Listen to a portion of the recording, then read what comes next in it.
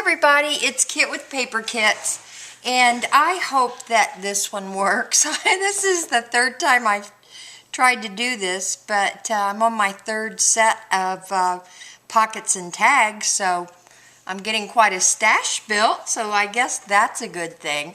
Anyway, I apologize for the video problems I'm having. I just don't want to take the time to learn it all because I'm too busy making things. So I decided I'd wait, excuse me, until the kids came to visit and maybe they can show me how to do all this editing and stuff that will make these go smoother.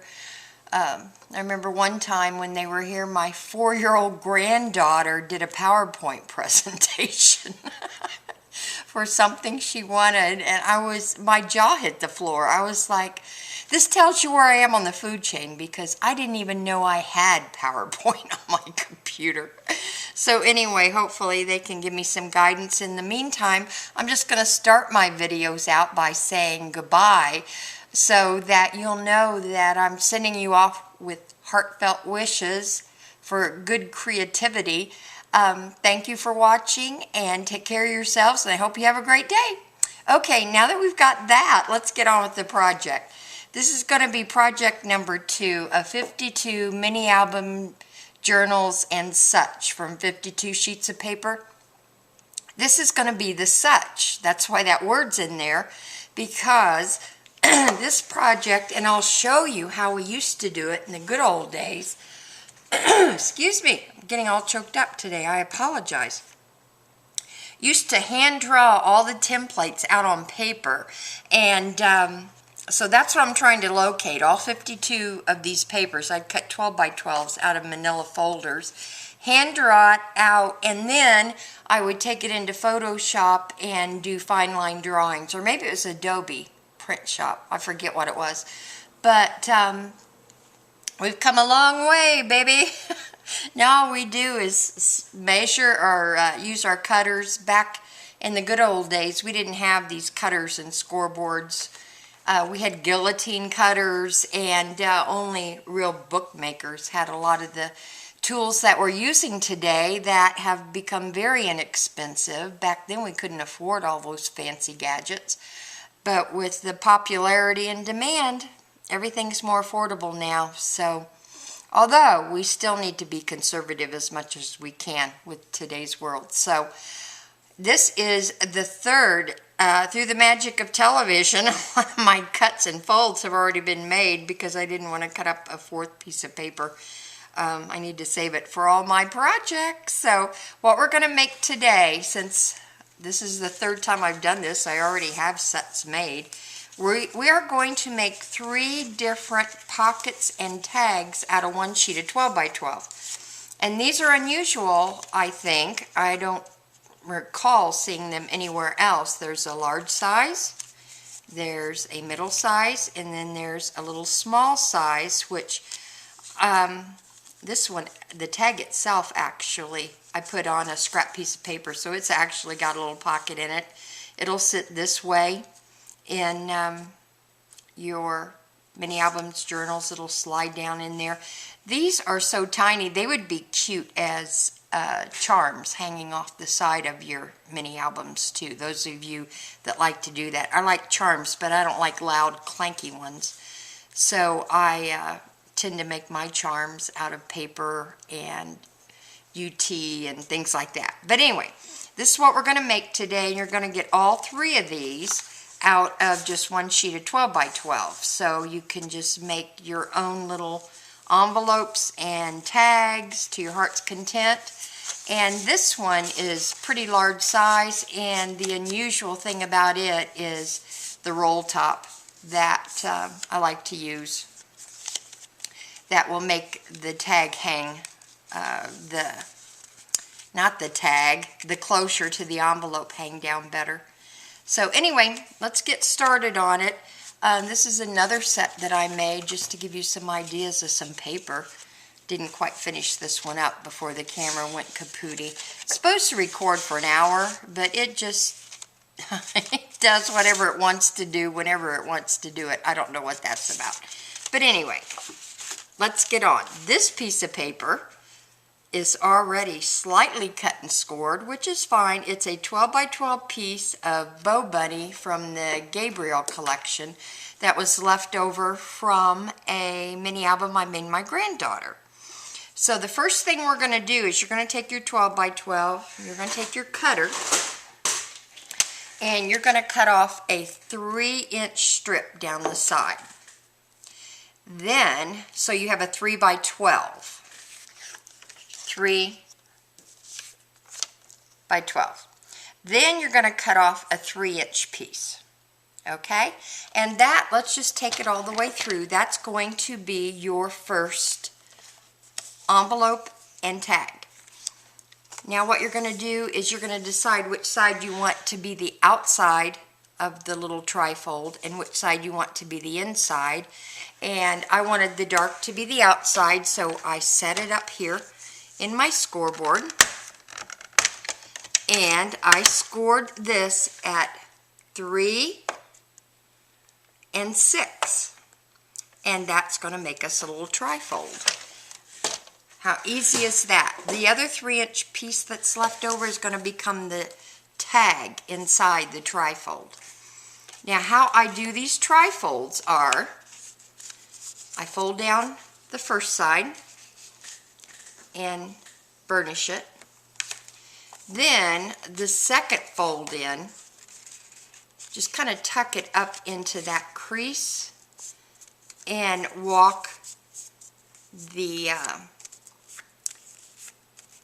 section out and then burnish it. Because if you just score and score, chances are this piece is going to kind of roll up underneath here. So by doing it this way, you're going to get a nice flat piece. Now, the next thing we're going to do is we are going to cut this to create the pocket. And to create the pocket, we're going to mark 1 inch on the side, and we are going to shoot for the corner. Now again, if you don't like to shoot like I do, you know, my method is mark it, shoot, and pray. But you could draw a line from the 1 inch up all the way to that corner.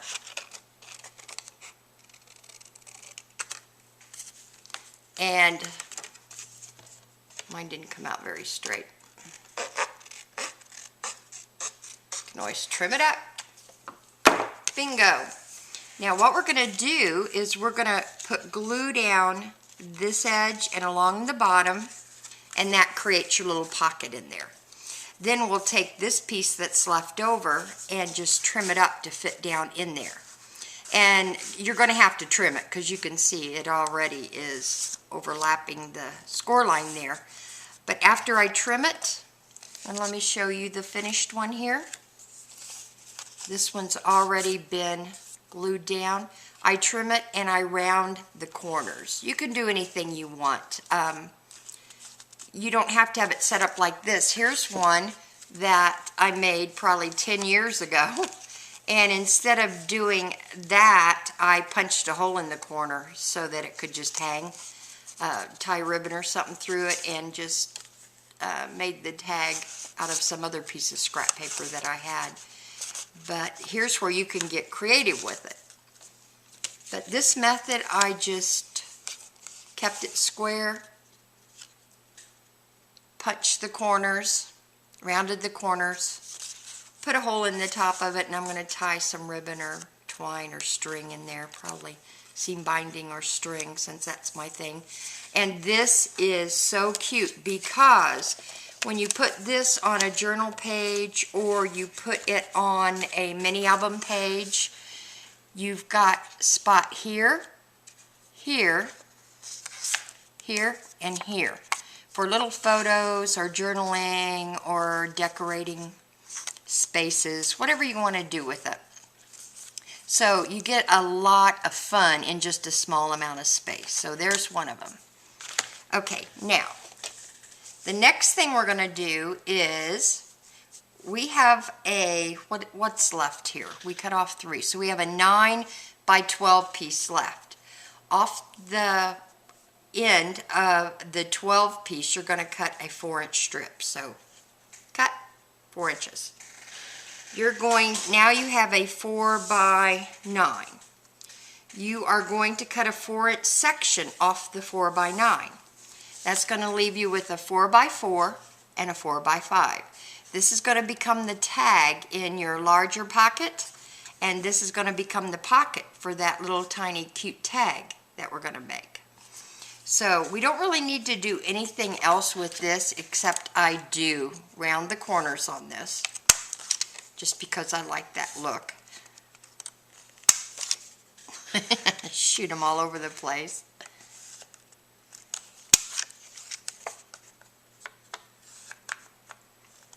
Should be punching these over my coffee waste can, and then we're going to punch a hole in the top. So we're going to set that one aside, and we're going to take this little piece and we are going to score it.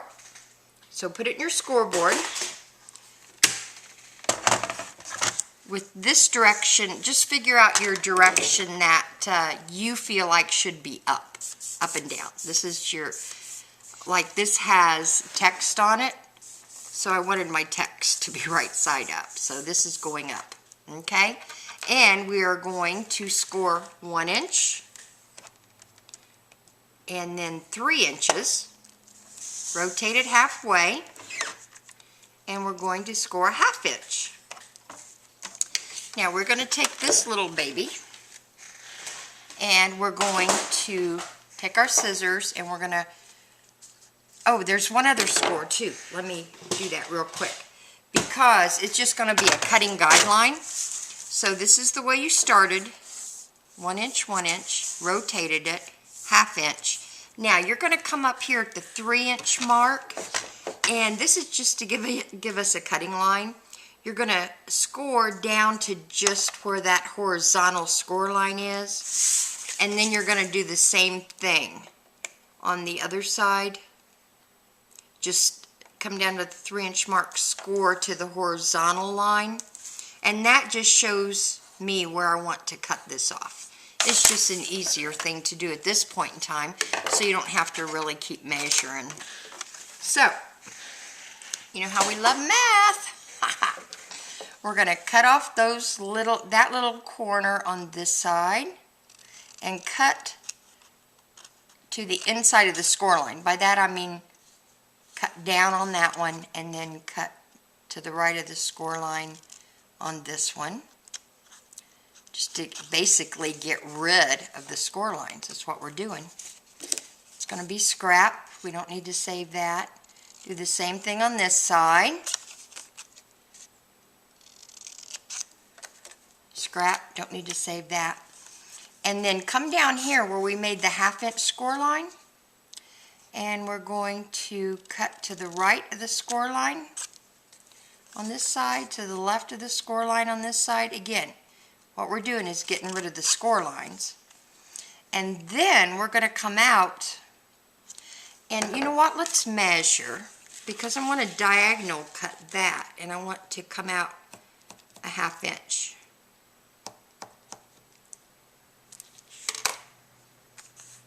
Or I wonder if that would fit. I run into a problem. I really like these edges rounded, but with this project, you can see these pieces won't fit into my corner, my rounder.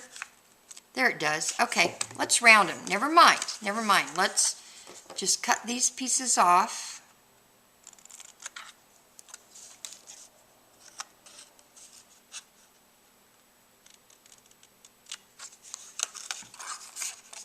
Oh, but you know what? We can get in. I don't think we can get into the rounder here, because I don't have anything to fold under. What I did on these, since I couldn't get my rounding thing, my corner rounder in there.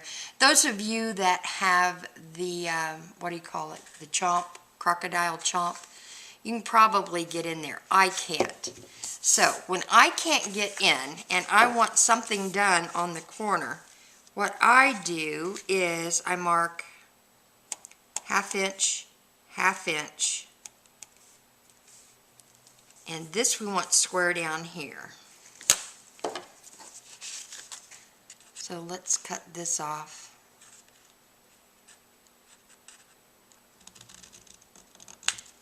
When I can't get a rounded corner, I'll go for an angled corner, and my rounding is a 1/2 inch rounder. So when I do a corner cut, a square corner cut, I stay with the 1/2 inch. I don't know why I'm marking on that dark side. I can see so much better on this light side. Let me see if I can get more light in here, because it looks like it's getting cloudy and my light's disappearing. There we go. And I want to do the same thing up here. 1/2 inch, 1/2 inch, 1/2 inch, 1/2 inch. Even though I could get a couple of these corners rounded, I don't want to mix it. I want to have the same corners on all of this piece. So down here, I'm going to mark a 1/2 inch, light side up, mark a 1/2 inch, and then I'm going to cut this corner off just to the edge. Most of you probably know what I'm doing here. Just do a diagonal cut. Now, we only use one little piece of tape on this whole pocket. We're folding this one in. We're folding this one in. And these butt up against each other. And we're folding this one up. Let's get our bone folder here. So all I'm going to do is put a little piece of tape on here and pull it up here, and we've got a little pocket now, and just use one little piece of tape. And I like this effect because you can stick things in here that will poke out on this side. It just gives you more decorating space. It just gives you more things to do. You can put the tag down in the middle, and we're going to get the tag that goes in here out of a piece of waste off of the large pocket that we're going to do next. So I'm not going to tape these up yet because I do want to ink the edges. So that's going to set aside. Let's get our trash off. This corner piece that I cut off of the first one, we're going to hold on to it too because we might want to use it as a little pocket. Okay, this is the remaining section that you have left. And again, my text is going across, so I want to work my lines that way, although you could have them going the other direction too, since this is going to be a pocket.